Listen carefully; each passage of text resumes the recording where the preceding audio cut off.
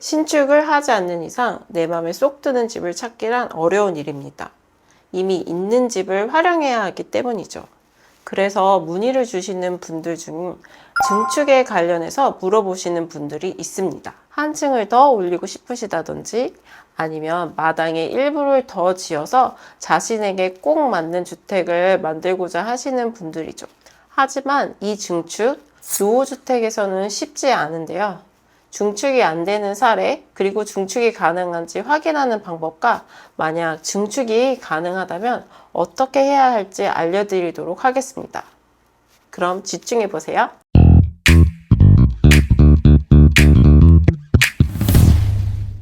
안녕하세요. 빌딩 리메이커 신빛나입니다. 오늘은 증축에 대한 내용인데요. 우리가 관심 있는 건 노후주택의 증축이잖아요. 그래서 노후주택의 증축에 대해서 알려드려 보고자 합니다. 다만 정말 천차만별로 건물의 상황이 다른 만큼 모든 부분을 알려드리긴 어렵고 많은 분들이 궁금해하셨던 부분에 대해서 짚어볼게요. 먼저 건축의 종류를 잠깐 보면 신축, 중축, 개축, 재축, 이전이라는 종류로 나눠져 있는데요. 이 종류 중 한 가지가 중축인 겁니다. 집의 크기를 늘리는 모든 것을 통틀어 중축이라고 하는데 편의상 위로 올리는 것을 수직 중축이라고 하고 옆으로 늘리는 것을 수평 중축이라고 해요. 그런데 이렇게 온전하게 한 층을 올리거나 또 층 하나를 전체적으로 늘릴 수 있는 경우는 노후주택에선 거의 없다고 봐도 됩니다. 왜 그러냐면 토지에는 용적률과 건폐율이라는 제한이 있는데 이게 그 땅에 건물을 올릴 수 있는 높이와 넓이를 제한하고 있거든요. 그러면 그걸 어떻게 알아요? 그걸 찾아보는 게 일반인들은 조금 복잡할 수 있는데요. 토지 이음이라고 사이트가 있어요. 이 사이트에 들어가서 주소를 입력하면 이렇게 뜨는데 여기서 건폐율, 용적률이라고 적혀져 있는 부분을 누르면 지역별 규제 법령이 나와요. 거기에 이렇게 적혀 있는 게 보이시죠?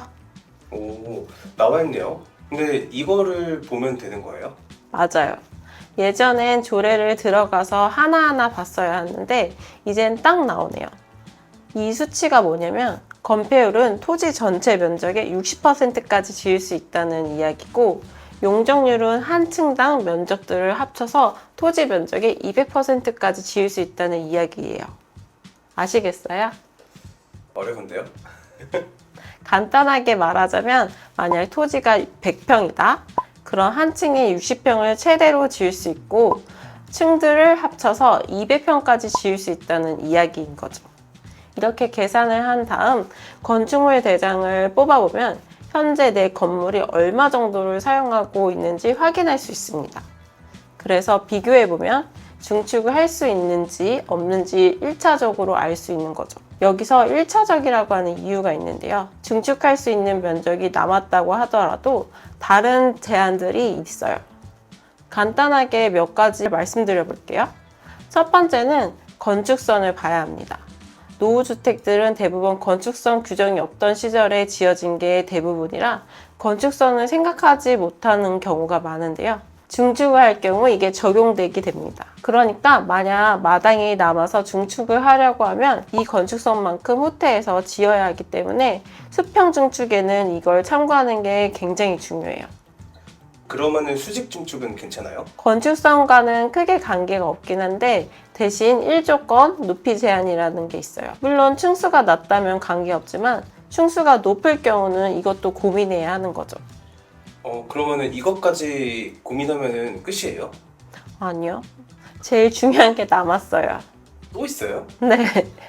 뭐냐면 주차 대수 확보에 관련한 거예요. 이것 때문에 대부분의 노후주택이 중축이 불가능한 경우가 많아요.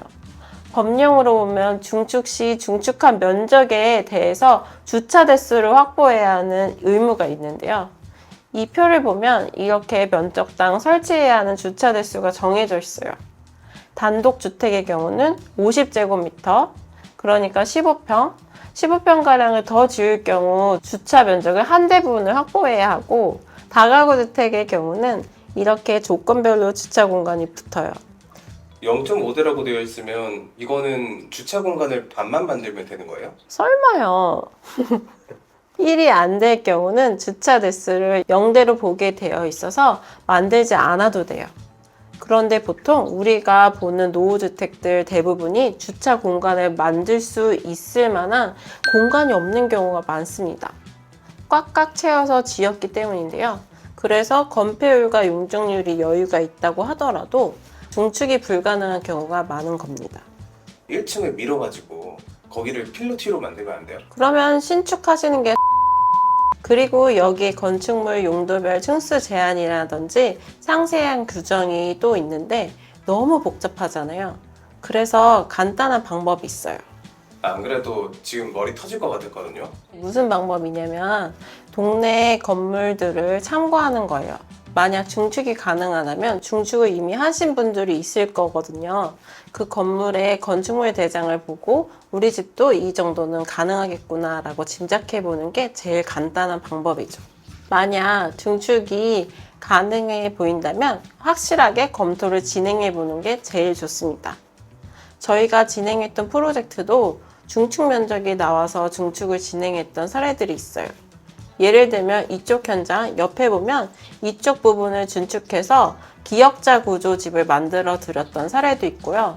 또 옥상을 중축하고 아래 집 일부를 허물어서 필로티 주차장을 만든 사례도 있습니다. 그러니까 중축이 완전히 불가능한 것은 아니란 거죠. 제가 알려드린 방법으로 건물의 상태를 대략적으로 파악한 다음 나에게 정말 필요한 공간을 만드는데 중축이 꼭 필요하다면 고민해 보시는 것도 좋을 것 같습니다. 딱 맞는 건물을 구매할 수 없다면 리모델링으로 만드는 것도 답이 될 수 있으니까요.